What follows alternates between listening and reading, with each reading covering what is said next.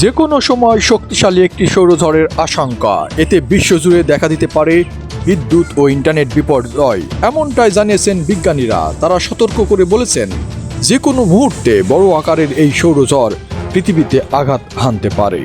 জানা যায়, পৃথিবীতে সর্বশেষ বড় আকারের সৌরঝড় আঘাত হেনেছিল 1250 বছর আগে। সেই ঘটনাকে বলা হয় মিয়াকি ইভেন্ট। বিজ্ঞানীরা বলছেন, পৃথিবীতে আঘাত হানতে যাওয়া সম্ভাব্য সৌরঝড়টি অনেকটা মিয়াকি ইভেন্টের মতোই হতে পারে। এ বিষয়ে যুক্তরাজ্যের রিডিং বিশ্ববিদ্যালয়ের বিজ্ঞানী ম্যাথিউ ওয়েন্স বলেন, আরেকটি মিয়াকি ইভেন্ট পৃথিবীতে বিপর্যয় ঘটাতে পারে। মহাকাশ বিজ্ঞানীদের জন্য এটি বিস্ময়কর হলেও এমন ঘটনা বিদ্যুৎ সরবরাহকারীদের জন্য উদ্বেগের। যদি আবার মিয়াকির মতো কোনো ঘটনা ঘটে, তবে ব্যাপক বিদ্যুৎ বিভ্রাটের ঘটনা দেখতে হবে পৃথিবীকে।